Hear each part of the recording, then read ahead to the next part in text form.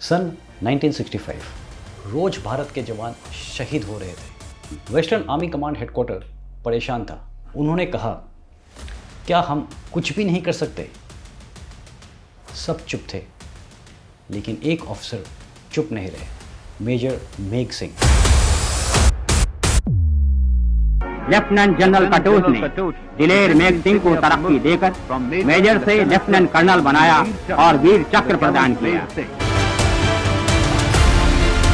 वो सामने आए और उन्होंने कहा, सर मुझे एनिमी लाइंस के पीछे ऑपरेट करने का काफ़ी अनुभव है। अगर आप इजाज़त दें तो मैं कुछ वॉलंटियर्स चुनूंगा और लाइन ऑफ कंट्रोल के उस पार जाकर के पाकिस्तान के सप्लाई बेसिस, एम्यूनिशन डंप्स और लॉन्च पैड्स को उड़ा दूंगा।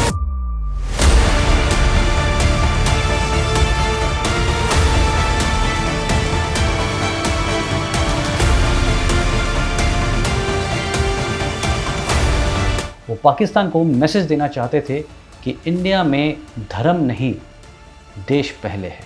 हमें बहुत बड़ा अफसोस ये है कि ऐसे लेजेंडरी लोगों के बारे में हमारे देश में सिर्फ कुछ चंद स्पेशल फोर्सेस के ऑफिसर्स और मैन को पता है। ये कहानी पूरे देश में सबको पता होना चाहिए।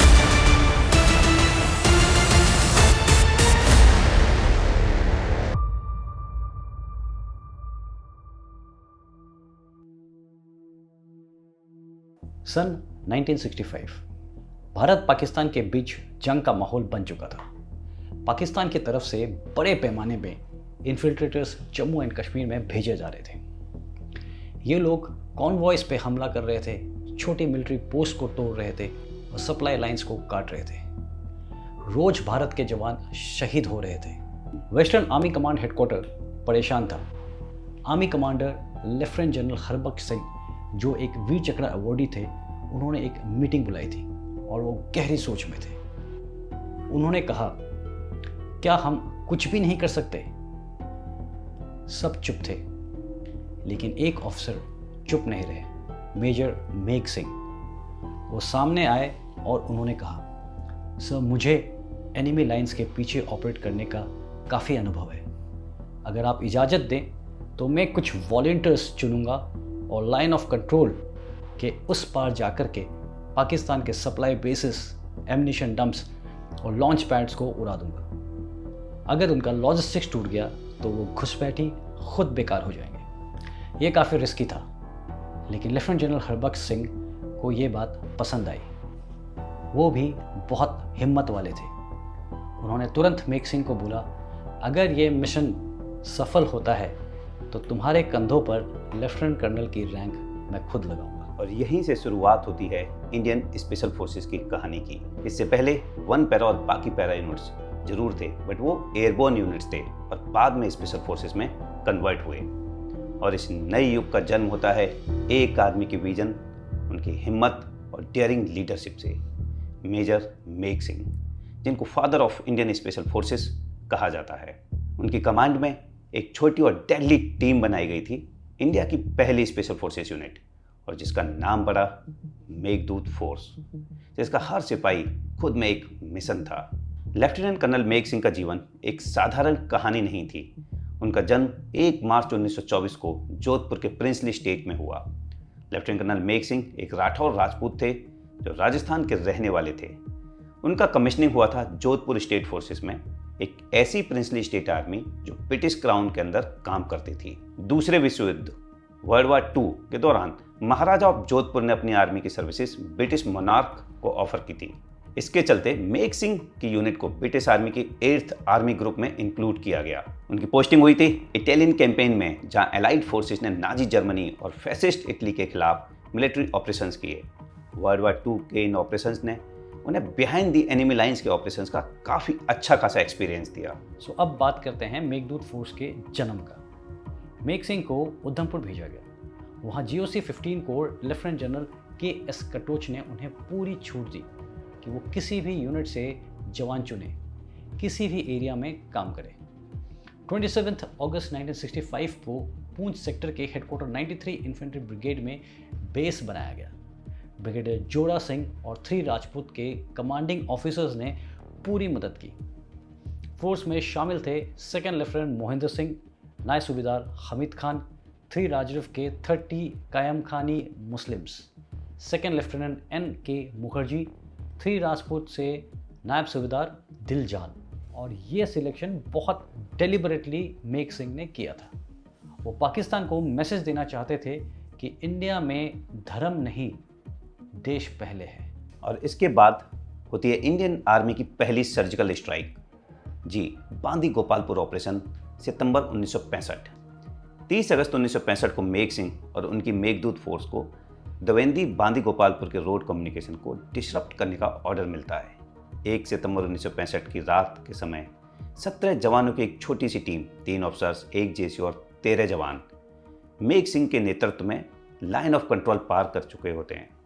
इनके पास था सिर्फ 3 दिन का राशन, कुछ सैपर्स, इंजीनियर एक्सपर्ट्स और 100 किलोग्राम TNT। और इस छोटी सी टीम का टारगेट था पाकिस्तानी एडमिन बेस बांदी गोपालपुर और उसका कम्युनिकेशन लाइफलाइन, एक कंक्रीट कलवर्ट या पुल जिसको उड़ाना था। फोर्स ने पहले एक हाइड आउट बेस बनाया एनिमी लाइंस के 9 किलोमीटर अंदर। वहाँ से वो छुपते छुपाते आगे बढ़े, लेकिन रात के सन्नाटे में कुत्तों के भौंकने से उनका हर कदम सस्पेंस से भर जाता था। और जैसे ही कुत्ते भौंकते यह लोग तुरंत जमीन से चिपक जाते। Total silence, zero movement. एक वक्त आया जब ऐसे ही रुकने के दौरान एक एनिमी पेट्रोल लगभग 15 पाकिस्तानी सिपाहियों की सामने से आ गई, लेकिन मेक सिंह के कमांडोज ने एक गोली तक नहीं चलाई। ये उनकी ट्रेनिंग और उनका डिसिप्लिन दिखाता है। वो झुक गए, फ्रीज हो गए। उन्होंने पेट्रोल को जाने दिया क्योंकि उनका मिशन कुछ और था। मेक सिंह और उनकी पार्टी बांदी गोपालपुर के नज़दीक एक एरिया में पहुंच चुकी थी। एरिया रैकी से पता चला कि दुश्मन की आर्टिलरी पोजीशन एक्टिव है, फायरिंग हो रही है और वो पुंछ की तरफ फायर कर रहे हैं। फोर्स ने एक और 4 किलोमीटर का मार्च किया। वहाँ एक बड़ा कंक्रीट कलवर्ट मिला, 30 से 40 मीटर लंबा, स्ट्रेटेजिक लोकेशन पर बना हुआ था और इस पुल या रोड को बाईपास करने का कोई भी ऑप्शन नहीं था। यही उनका फाइनल टारगेट था। लेकिन दिक्कत थी कि कलवर्ट के पास एक बैरक टाइप का स्ट्रक्चर था, शायद एनिमी का आउटपोस्ट।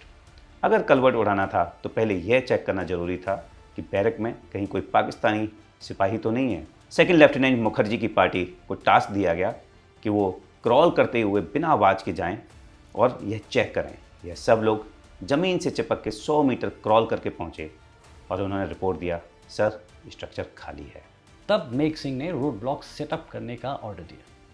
मुखर्जी की पार्टी ने दौड़दी के डायरेक्शन में एक डिफेंसिव पोजीशन ले ली ताकि कोई एनिमी की व्हीकल या पेट्रोल आ जाए तो उसे टैकल किया जाए। लेफ्टिनेंट मोहिंदर सिंह, नायब सूबेदार हमीद खान और 2 सैपर्स ने कलवर्ट के नीचे सावधानी से TNT एक्सप्लोजिव लगाना शुरू किया। सैपर्स ने स्ट्रक्चर को इंस्पेक्ट करके एग्जैक्ट प्लेसमेंट बताई ताकि ब्लास्ट का असर मैक्सिमम हो।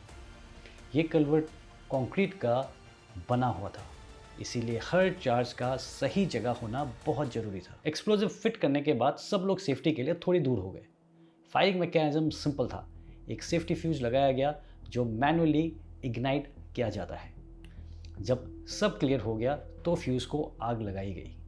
कुछ ही सेकंड्स बाद एक कंट्रोल ब्लास्ट हुआ, कलवर्ट डिस्ट्रॉय हो गया। ब्लास्ट के बाद रोड के वो हिस्सा बिल्कुल कट गया और दौड़दी बांदी गोपालपुर के बीच का लिंक कुछ दिन के लिए बंद हो गया। इससे एनिमी की मूवमेंट और सप्लाई सीरियसली डिस्टर्ब हो गई। अभी शुरू होता है टास्क वापस आने का, जो स्पेशल फोर्सेस ऑपरेशन में बहुत ज़्यादा अहमियत रखता है क्योंकि अब दुश्मन अलर्ट हो गए हैं। ब्लास्ट के तुरंत बाद एनिमी एरिया में बहुत ज़्यादा भर जाते हैं। मेक सिंह ने इस सिचुएशन का असेसमेंट किया।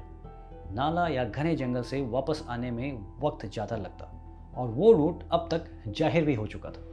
इसलिए उन्होंने डिसीजन लिया कि विलेज ट्रैक्स और फील्ड के थ्रू वापस जाएंगे, एक कंपैरेटिवली डायरेक्ट रूट जहां लोगों का मूवमेंट आमतौर पर होता है।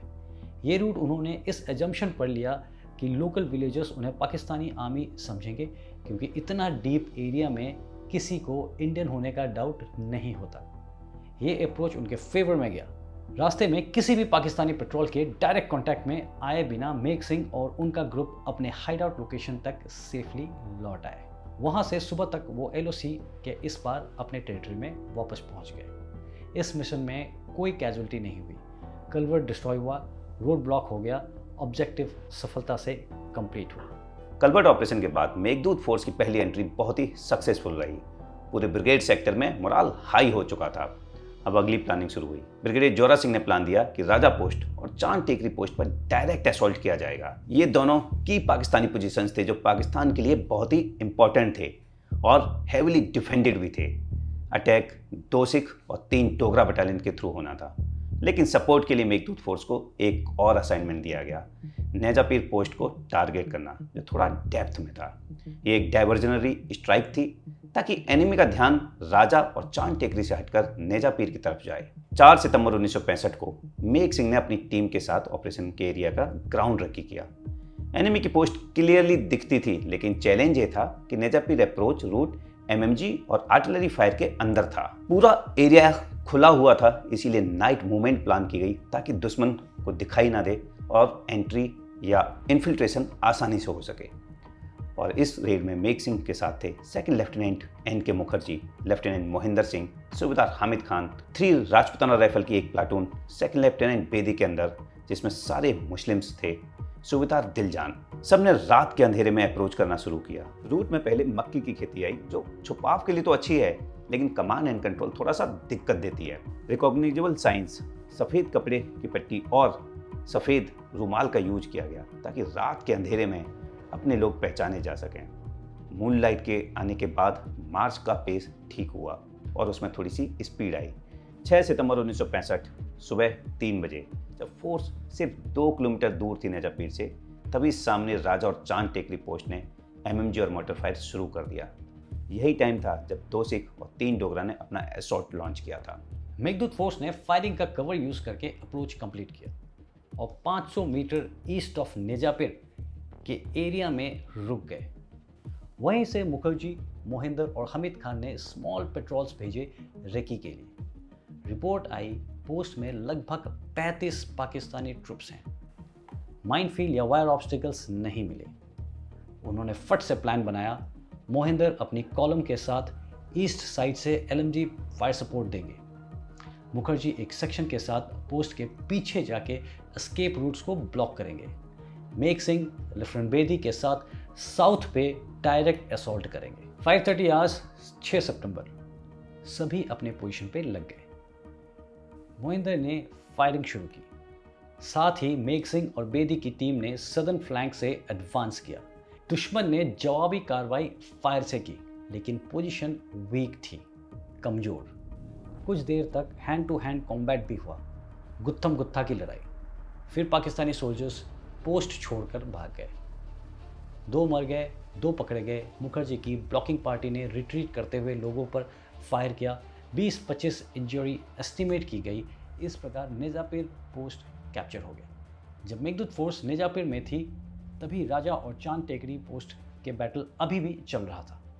पोस्ट पे से क्लियर दिख रहा था कि frontal attack heavy resistance face कर रहा है। बहुत ज़्यादा फायरिंग चल रही थी। 8 बजे के आसपास राजा और चांद टेकरी भी कैप्चर हो गए। इसके बाद पाकिस्तान ऑक्यूपाइड कश्मीर का एक बड़ा हिस्सा इंडियन कंट्रोल में आ गया। अब next target Aridhok post. Firing Nezapir post पे अरिधोक से आ रही थी। पोजीशन एमएमजी रेंज के अंडर थी। मेघ सिंह ने परमिशन मांगी ब्रिगेडियर जोरा से कैप्चर करने की, लेकिन जोरा ने साफ मना कर दिया। उन्होंने कहा कि इसको कैप्चर करने के लिए तो एक बटालियन विथ आर्टिलरी सपोर्ट चाहिए होगा। इसके बावजूद मेघ सिंह जैसे कि वो थे, उन्होंने एक लिमिटेड पेट्रोल भेजने का ऑप्शन रखा। प्लान बना ब्रॉड डे लाइट, दिन के उजाले में मेज यानी मक्के की खेती का कवर का इस्तेमाल करते हुए चुप चुप के असॉल्ट किया जाए। 7 सितंबर को मेघ सिंह ने 74 लोगों की टीम के साथ अरिधोक की तरफ मार्च किया। 300 मीटर दूर रुककर ऑब्जर्वेशन किया। एनिमी ट्रेंचेस क्लियरली दिख रहे थे। रॉकेट लॉन्चर पार्टी ने 3 रॉकेट्स फायर किए। फिर डायरेक्ट असॉल्ट शुरू हुआ। एनिमी ने रेजिस्टेंस नहीं दिया। पोस्ट छोड़ के बेचारे भाग गए। उनके पास ज़्यादा ऑप्शंस भी नहीं बचे थे। कुछ राइफल्स, एम्यूनिशन और इक्विपमेंट भी छोड़ गए। 4 Pakistani soldiers cut off team के हाथ लगे और वहाँ उनका खात्मा हो गया। अरिधोक पोस्ट भी अब इंडियन कंट्रोल में आ गया था। नेजापीर और अरिधोक दोनों पोजीशन से अब इंडियन ट्रुप्स कहुता रूट ऑब्जर्व कर सकते थे। उरी पुंछ लिंकअप अब फिजिबल हो गया था। नेजापीर और अर्धोक पोस्ट को कैप्चर होने के बाद अब इंडियन आर्मी का ऑब्जेक्टिव था उरी और पुंछ के बीच डायरेक्ट लिंक एस्टेब्लिश करना, जो भौगोलिक और स्ट्रेटेजिक दोनों रूप में बहुत ज़रूरी था। ब्रिगेड हेडक्वार्टर ने मेघ सिंह को मिशन के लिए सेलेक्ट किया। यह ऑपरेशन अलग था, यह एक लॉन्ग रेंज मूवमेंट था बिना किसी आर्टिलरी या लॉजिस्टिक सपोर्ट के, और दुश्मन के ऑक्यूपाइड एरिया से होकर गुजरना था।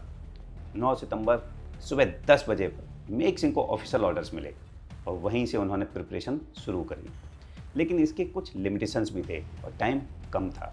सिर्फ 1 घंटे में कई सारे काम करने थे। नेजापीर और अर्धोक के डिफेंस के लिए एक और यूनिट बुलानी थी। 3 राजपूताना राइफल की एक कंपनी को गुत्रियाँ से भेजा गया। मैं अपने आप को लकी मानता हूँ कि ये वही गुत्रियाँ हैं जहाँ पर मैं 2007 और 8 में 19 राजरे के साथ कंपनी कमांड कर रहा था।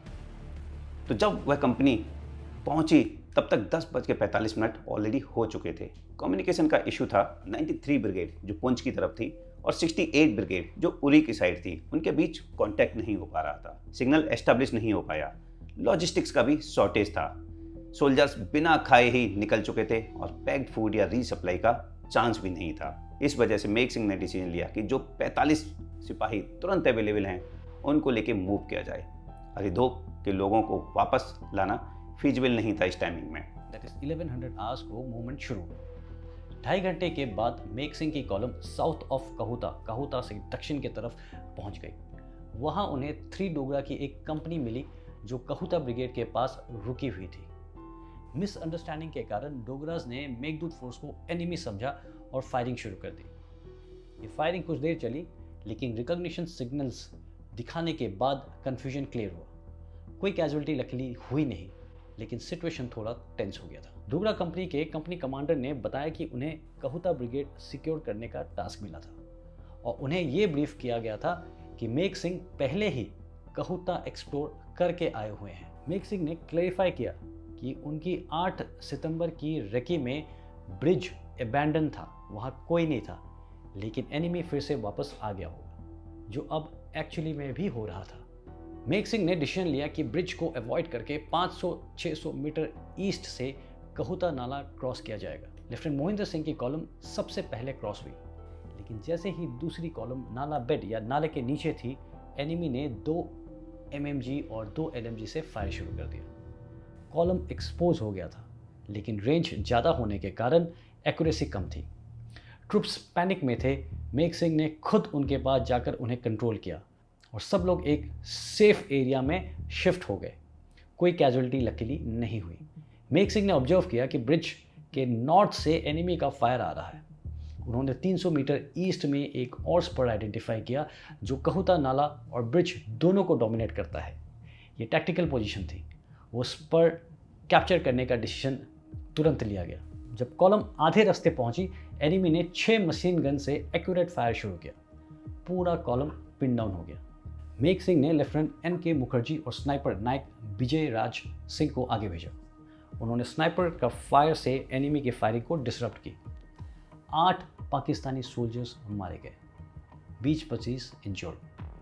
तब पूरा कॉलम स्पर कैप्चर कर सका और फिर मक्के की खेती में जा कर के फाइनली उनको थोड़ा रेस्ट करने का मौका मिला। लोग बिल्कुल थक गए थे, एग्जॉस्ट हो गए थे। ये उनका चौथा ऑपरेशन था 4 दिनों के अंदर, बिना खाए पिए। शाम के आसपास एक एनिमी कॉलम 35-40 लोगों का हाजीपीर से रिट्रीट यानी कि पीछे आ रहा था। वो डायरेक्टली स्पर के पास जा रहे थे। मेघ सिंह ने light machine gun position active की और जब एनिमी इफेक्टिव रेंज में आ गया, फायर खोला गया। एनिमी पूरा कॉलम एलिमिनेट हो गया। रात में खाना ढूंढने के लिए एक अलग से पेट्रोल भेजा गया। जवानों ने भुट्टे खा करके काम चलाया अपना। अब भुट्टे खा करके मेघ सिंह ने यहाँ पे अपना फाइनल प्लान स्पेसिफाई किया। लेफ्टिनेंट मोहिंदर अपने सेक्शन के साथ एक स्पेसिफिक पॉइंट पे जा करके मिडनाइट तक सिक्योर करेंगे। लेफ्टिनेंट मुखर्जी को दूसरा टास्क दिया गया सिक्योर करने के लिए। हवलदार सनवाल की टीम को कहुता ब्रिज सिक्योर करने का टास्क मिला। मेघ सिंह खुद बाकी कॉलम के साथ में मुखर्जी के पोजीशन से मूव करते हुए एक .745 एरिया था वहां तक पहुंचकर उरी साइड से आने वाली 68 इन्फेंट्री ब्रिगेड से लिंकअप करेंगे। प्लान के मुताबिक सारे मूवमेंट सक्सेसफुल रही। एनिमी को अंदेशा नहीं था कि इंडियन आर्मी डे ब्रेक यानी कि फर्स्ट लाइट दिन होने से पहले ही अटैक कर देगी। वो बेचारे पोस्ट खाली करके भाग गए। रिकॉग्निशन सिग्नल के तौर पर 3 ग्रीन वेरी लाइट्स फायर किए गए। दूसरी तरफ से भी रिस्पांस आया। फिर लेफ्टिनेंट कर्नल संपूर्ण सिंह सीओ ऑफ 19 पंजाब खुद नीचे आए और मेक सिंह के साथ में मिल करके कंफर्म किया लिंक अप को। उरी पूंछ लिंक अप यहाँ कंप्लीट हो गया 10 सितंबर 1965 को। उरी पुंछ लिंकअप के तुरंत बाद मेक सिंह 13 सितंबर को सुबह 10:30 बजे 15 कोर हेडक्वार्टर उधमपुर पहुंच गए। यहाँ उनका स्वागत खुद कोर कमांडर लेफ्टिनेंट जनरल के कटोच ने किया। जनरल ने पहली बार मेक सिंह से मुलाकात की, लेकिन उनके काम से वो पहले से ही प्रभावित हो चुके थे। मीटिंग में जनरल ने बताया कि अब छम सेक्टर में सिचुएशन काफ़ी क्रिटिकल हो गई है, इसीलिए मेक सिंह को तुरंत छम भेजना बहुत ज़रूरी था। इस मीटिंग में एक और इम्पोर्टेंट बात हुई। जनरल कटोच ने मेक सिंह को बताया कि उनकी रिकमेंडेशंस आर्मी हेडक्वार्टर तक पहुंच गई है। ये वही रिकमेंडेशंस थी जिसमें मेक सिंह ने एक कमांडो यूनिट को रेज करने की बात कही थी। सरकार ने ऑफिशियली एक कमांडो फोर्स रेज करने की परमिशन दे दी थी। मेक सिंह से कहा गया कि वो तुरंत इस नई यूनिट का स्ट्रक्चर ड्राफ्ट करें। उन्होंने तुरंत बीजीएस मतलब ब्रिगेडियर जनरल स्टाफ के साथ मिलकर एक वॉर एस्टेब्लिशमेंट रेडी किया। सिर्फ कुछ घंटों में यह प्रपोजल आर्मी हेडक्वार्टर भेजा गया। इसका रिस्पांस भी तेज था। सरकार ने उसी दिन इस वॉर एस्टेब्लिशमेंट को अप्रूव कर दिया। मेक सिंह को ही इस नई कमांडो बटालियन का कमांडिंग ऑफिसर बनाया गया। लेकिन एक प्रॉब्लम था, उनके पास कोई फोर्स नहीं थी। मतलब बटालियन पेपर पे तो मौजूद थी, बट कोई नफरी नहीं थी। उरी पुंछ मिशन के बाद पूरी ओरिजिनल मेघदूत फोर्स को डिसबैंड कर दिया गया था। हर जवान को उनके ओरिजिनल यूनिट्स में वापस भेज दिया गया था। इस वजह से मेक सिंह के पास तुरंत डिप्लॉय करने के लिए कोई भी मैन पावर नहीं थी। इसीलिए उन्होंने कोर कमांडर से रिक्वेस्ट किया कि उनके कुछ पुराने ऑफिसर्स और सोल्जर्स को वापस भेजने की इजाज़त दी जाए, और जिनमें शामिल थे लेफ्टिनेंट एन के Mukherjee, lieutenant Mohinder Singh, captain CM Malhotra जो 10 गार्ड्स के थे, कैप्टन BM नारंग जो 3 गार्ड्स से थे, और captain PP Mathur army medical corps के। ये सब ऑफिसर्स पहले नागालैंड में मेक सिंह के साथ काउंटर इंसर्जेंसी ऑपरेशंस में काम कर चुके थे। हेडक्वार्टर 15 कोर ने आर्मी हेडक्वार्टर को फ्लैश सिग्नल भेजकर इन सब ऑफिसर्स की इमीडिएट अवेलेबिलिटी मांगी। 15 कोर कमांडर जनरल कटोच के साथ जब मेक सिंह मिले थे तो उन्होंने बताया था कि अब चम सेक्टर क्रिटिकल हो गया है और चम के लिए नए एरिया ऑफ ऑपरेशन का सिलेक्शन अति अनिवार्य हो गया था। अब ऑब्जेक्टिव था चम सेक्टर के पीछे जाकर पाकिस्तान के सपोर्ट बेसिस और विड्रॉल रूट्स को डिसरप्ट करना। एरिया को चुनने के लिए मेक सिंह ने कुछ स्पेसिफिक पैरामीटर्स रखे। टेरेन ऐसा हो जहां इन्फिल्ट्रेशन पॉसिबल हो, एनिमी टैंक्स का थ्रेट कम से कम हो, नेचुरल कवर अवेलेबल हो। इसीलिए नॉर्थ ऑफ अखनूर जोरिया से कलित रेंजेस तक का हिली एरिया ऑपरेशन के लिए सूटेबल था। ये एरिया मेक सिंह ने सिलेक्ट किया। 17 सितंबर को मेक सिंह, लेफ्टिनेंट मोहिंदर सिंह और 12 नए ट्रुप्स हेडक्वार्टर 10 इन्फेंट्री डिवीजन में रिपोर्ट करते हैं। यहीं पर जनरल हरबख्श सिंह और जनरल कटोच भी आते हैं चम ब्रिगेड का इंस्पेक्शन करने। ब्रिगेडियर मनमोहन सिंह चम ब्रिगेड के नए कमांडर थे। उनके जो पिछले कमांडर थे एक आर्टी शेलिंग में शहीद हो गए थे। श्री कुमार को केरी पोस्ट पर अटैक करने का टास्क मिला और मेक सिंह को पीछे से एनिमी के बेस को टारगेट करना था, एरिया सिल में। यहीं पर मेक सिंह के मुलाकात होती है कुछ रिटायर्ड एक्स सर्विसमैन से, जिन्होंने छम के पाकिस्तानी ऑक्यूपाइड एरिया से फोर्स्ड डिस्प्लेसमेंट झेला था, यानी कि उनको ज़बरदस्ती वहाँ से निकाला गया था। इनमें से काफ़ी लोग रिवेंज माइंडसेट में थे, यानी कि बदला लेना चाहते थे। उन्होंने कहा कि अगर राइफल्स मिले तो वो लड़ने के लिए तैयार है। मेक सिंह ने आर्मी कमांडर से परमिशन लिया और उन 50 लोकल सिविलियंस को आर्म, इक्विप्ड और यूनिफॉर्म देने की इजाज़त मिल गई। इस सिविलियन मिलिट्री हाइब्रिड यूनिट का नाम दिया गया बादल फोर्स। एनिमी का major support base Thil area में था। वहीं से वो अपने फॉरवर्ड यूनिट्स इंक्लूडिंग केरी शामिल को फायर और राशन सपोर्ट देता था। 3 कुमार को 18-19 सितंबर की रात केरी पर अटैक करना था और साइमल्टेनियसली यानी उसी दौरान मेक सिंह की टीम को थिल बेस को न्यूट्रलाइज करना था। उनका फोर्स कंपोजिशन था 4 ऑफिसर्स, जिसमें से major Megh Singh, lieutenant Mohinder, second lieutenant SS Sohal और lieutenant N K Dubey, 12 Meghdoots, 27 Kumaoni soldiers, 50 Badals, जिनके बारे में जिक्र कर चुका हूँ। इनकी टोटल स्ट्रेंथ बनी थी 93 सोल्जर्स की।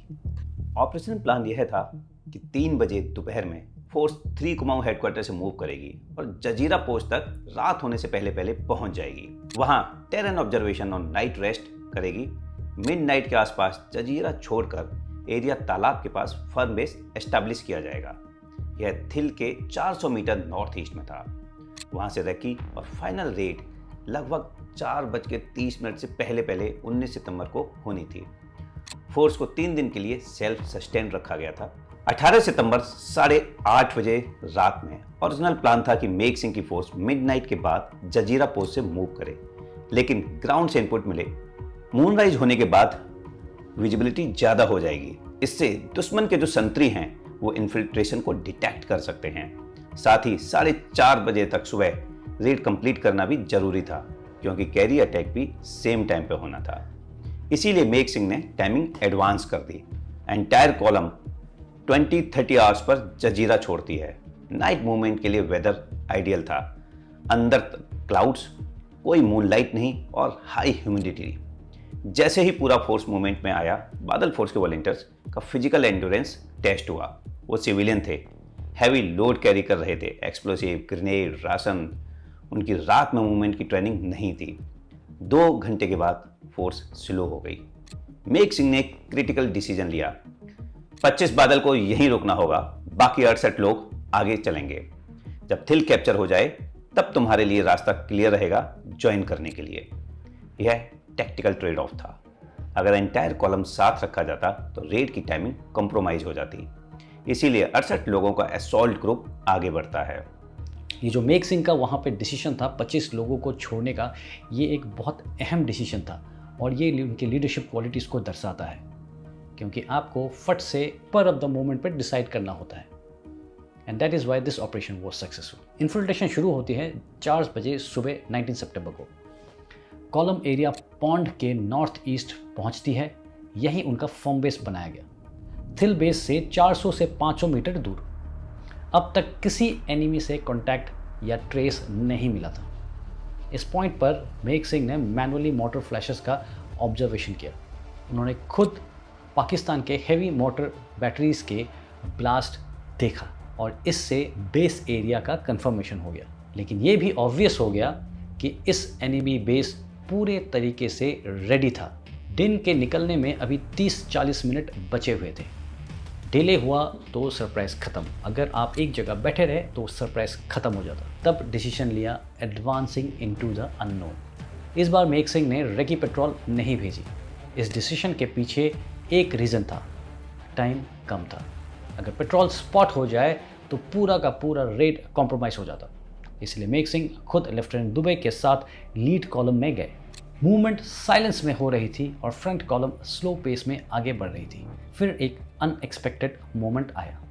फ्रंट में से एक पाकिस्तानी संतरी की तेज आवाज़ आई, कौन है वहाँ? सब कुछ फ्रीज हो गया। जो लोग आगे थे तुरंत 50 मीटर वापस आए, जो पीछे थे वो ज़मीन पे चिपक गए। साइलेंस मेंटेन की गई।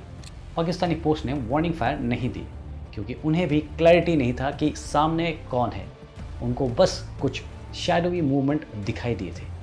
फिर कुछ सेकंड्स के बाद हैवी फायरिंग शुरू हुई। Medium machine gun, light machine gun, rifle और सब कुछ जो उनके पास था। अब मेघ सिंह ने तुरंत एक साइकोलॉजिकल वॉरफेयर प्लान एक्टिवेट किया। जोर जोर से कुछ ऑर्डर्स दिए गए। चार्ली कंपनी साउथ फ्लैंक पर जाए, डेल्टा कंपनी नाले के साथ लिंक अप करे, मोटर पॉन्ड लोकेशन से फायर इनिशिएट करे। ये सब झूठ था, फेक। सिर्फ एक स्मॉल फोर्स ही थी, लेकिन पाकिस्तानी पोस्ट को दिखाना था कि पूरा का पूरा बटालियन इन्फिल्ट्रेशन हो चुका है। पाकिस्तान इस ब्लफ को सीरियसली मान गए। उन्होंने फुल डिफेंसिव फायर इनिशिएट किया। अपने मोटर पोजीशन को भी हैवी शेलिंग से कवर किया। तालाब वाले एरिया को बार बार टारगेट किया, जहां से कोई फायर हो ही नहीं रहा था। इस डिस्ट्रैक्शन के बीच में मेघ सिंह का स्नाइपर नायक विजय राज सिंह, जो कहूटा रेड के हीरो भी थे, अपने टेलीस्कोपिक साइट से एनिमी ऑब्जर्वेशन पोस्ट को देख रहे थे। एक एनिमी ऑफिसर क्लियरली विजिबल हुआ, बाइनोकुलर्स के साथ कमांड दे रहा था। विजय राज ने एक सिंगल कंट्रोल शॉट लिया, बुलेट डायरेक्टली उस पाकिस्तानी कमांडिंग ऑफिसर के चेस्ट में लगी। एनिमी का कोऑर्डिनेशन टूट गया और कोलैप्स हो गया। सब ट्रुप्स ने पोस्ट छोड़ दी और थिल से पीछे भागने लगे। लेफ्टिनेंट सोहल और लेफ्टिनेंट दुबे ने अपने सेक्शंस को डिप्लॉय किया और अबैंडन्ड बंकर्स, जो बंकर्स छोड़ दिए गए थे, उनको ऑक्यूपाई कर लिया। लेफ्टिनेंट मोहिंदर सिंह ने एक सेक्शन को रियर कवर यानी पिछवाड़ा को कवर करने में लगा दिया। बादल फोर्स ने नॉर्दर्न शोल्डर उत्तर के तरफ से बेस बनाया और वहाँ पे सिक्योर किया। इससे एक ऑल राउंड डिफेंस बन गया, जो जरूरी था क्योंकि एनिमी काउंटर अटैक कभी भी आ सकता था। सुबह होने लगी थी। डिस्टेंस से 800 से 1000 मीटर दूर पाकिस्तानी मोटर बैटरी मूवमेंट कर रही थी। उनके साथ 20 से ज़्यादा म्यूल्स और सिपाही थे। मोटर्स को रिलोकेट करने की कोशिश हो रही थी। नायक विजय राज ने वहां पर भी स्नाइपिंग स्टार्ट करी। 12 म्यूल्स न्यूट्रलाइज किए गए, 30 से 40 पाकिस्तानी कैजुअल्टीज हुए और सुबह 7 बजे तक पाकिस्तानी फोर्सेस ने रियलाइज कर लिया कि इंडियंस की रियल स्ट्रेंथ काफ़ी छोटी है, केवल 68 लोग। अब उन्होंने सिस्टमेटिक काउंटर अटैक प्लान किया। लेफ्टिनेंट दुबे की पोजीशन पर एक एनिमी कंपनी, लेफ्टिनेंट सोहल की पोजीशन पर एक कंपनी, बादल फोर्सेस के डायरेक्शन में एक प्लाटून। फायर डिसिप्लिन मेंटेन करते हुए सब अपने पोजीशंस पर रेडी रहे। जब दुश्मन 250 मीटर तक आ गया तब मेक सिंह ने ऑर्डर दिया, फायर। एक ही वॉली में पहला वेव कोलैप्स हो गया। बचे हुए पाकिस्तानी ट्रुप्स दुम दबा के वहां से भाग खड़े हुए। दुश्मन ने 2 और अटैक किए, लेकिन हर बार मेघदूत ने फायर डिसिप्लिन और पोजीशन का एडवांटेज लेके उन्हें वापस खदेड़ दिया। लेकिन अब एम्यूनिशन खत्म होने लग गया था। मेघ सिंह ने ब्रिगेड हेडक्वार्टर को रीइंफोर्समेंट के लिए रिक्वेस्ट भेजी, लेकिन 3 कुमाऊं भी केरी पे एंगेज थी। वो कोई सपोर्ट नहीं भेज पाए। 9:35 पर इंडियन ब्रिगेड हेडक्वार्टर ने मेघ सिंह को विड्रॉ करने का ऑर्डर दिया। अब तक थिल बेस डिस्ट्रॉय हो चुका था। 3 हैवी काउंटर अटैक्स रिपेल किए जा चुके थे। अप्रॉक्सीमेटली 180 से 200 पाकिस्तानी मारे गए थे और मेघदूत की कैजुअलिटी सिर्फ एक, जो कि सेकंड लेफ्टिनेंट सोहल सिंह थे। यह मिशन ऑफिशियली कॉन्क्लूड हुआ। 19 सितंबर 1965 की सुबह मेघ सिंह की 68 मेंबर टीम थिल बेस से सेफली विड्रॉ कर गई। ऑपरेशन खत्म होने पर इंडियन आर्मी ने जो की फैक्ट्स रिकॉर्ड किए वो ये थे कि दुश्मन का मेजर सप्लाई और मोटर बेस न्यूट्रलाइज हुआ। पाकिस्तानी फोर्सेस के 3 लगातार काउंटर अटैक को वापस खदेड़ा गया। दुश्मन के 180 से 200 जवानों की कैजुअल्टीज हुई और भारत की तरफ केवल एक कैजुअल्टी हुई और मल्टीपल माइनर इंजरीज जो छोटी थी। इससे फायदा यह हुआ कि 3 कुमाऊं का कैरी ऑपरेशन स्मूथ हुआ। थिल बेस के कोलैप्स के बाद एनिमी ने कलित जोरिया सेक्टर से रिट्रीट स्टार्ट किया। छम सेक्टर में इंडियन पोस्टर रीस्टोर हुआ despite initially Pakistani breakthrough, और इंडियन आर्मी के हेडक्वार्टर्स ने मेघ सिंह की independent decision making, high risk execution और टीम मोरल को ऑफिशियली एक्नॉलेज भी किया। उनको वीर चक्रा से सम्मानित किया गया। साइटेशन में डायरेक्टली लिखा हुआ था, lieutenant colonel Megh Singh, then a major, conducted 3 successful raids behind enemy lines from 1st September to 11th September and the 4th in Cham sector. His leadership caused severe disruption in enemy support and withdrawal structure. Citation में यह भी note किया गया था कि PoK में 3 अंदर घुस के रेड करना, उरी पुंछ लिंकअप करना और कहुता ब्रिज को कैप्चर करना। यह साइटेशन एक ऑफिसर की नहीं, पूरे मेघदूत फोर्स के कंट्रीब्यूशन को दिखाती है। मेघ सिंह और उनके फोर्स ने ये सब बिना आर्टिलरी सपोर्ट, बिना सिग्नल कम्युनिकेशन और लिमिटेड लॉजिस्टिक्स के साथ किया। ब्रिगेडियर मनमोहन सिंह, जो चम ब्रिगेड के कमांडर थे, उन्होंने लिखा, एक प्लेटून साइज फोर्स, इन्होंने 11 दिन में 7 ऑपरेशंस किए, हर बार लाइन ऑफ कंट्रोल के पार जाकर। ऐसे ऑपरेशंस के लिए डेडिकेटेड कमांडो यूनिट की ज़रूरत है और यहीं से होता है परमानेंट स्पेशल फोर्सेस का जन्म। थिल के बाद आर्मी हेडक्वार्टर ने डिसीजन लिया, मेघ सिंह की टीम के मॉडल पर बेस करते हुए एक रेगुलर कमांडो यूनिट रेज की जाए। उसके लिए परमानेंट वॉर एस्टैब्लिशमेंट अप्रूव किया गया। कमांडिंग ऑफिसर बनाए गए lieutenant colonel Megh Singh. No surprises there. इस यूनिट का नाम इनिशियली मेघदूत फोर्स ही रखा गया, बाद में इसे फॉर्मल करके 9 para commando, now 9 para special forces बना दिया गया, जो आज भी इंडिया के एलीट स्पेशल फोर्सेस का हिस्सा है। लेकिन ये सब में हमें बहुत बड़ा अफसोस ये है कि ऐसे लेजेंडरी लोगों के बारे में हमारे देश में सिर्फ कुछ चंद स्पेशल फोर्सेस के ऑफिसर्स और मैन को पता है। ये कहानी पूरे देश में सबको पता होना चाहिए। Our sincere salute to the Meghdoot forces and lieutenant colonel Megh Singh. जय हिंद, जय भारत। वीरों का सम्मान करना हमारी शान है।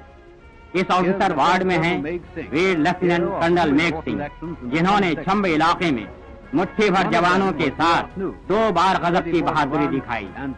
एक बार अखनूर के पास सिर्फ 34 जवान लेकर आपने बहुत बड़ी पाकिस्तानी फौज का मुकाबला किया। लेफ्टिनेंट जनरल कटोच ने दिलेर मेघ सिंह को तरक्की देकर मेजर से लेफ्टिनेंट कर्नल बनाया और वीर चक्र प्रदान किया। जौरिया इलाके में लड़ते हुए आपने जम्मू पुंछ सड़क के पास वाले मोर्चे से सिर्फ 50 जवानों के साथ पाकिस्तानी तोपखाने के 200 सैनिकों को बुरी तरह खदेड़ दिया।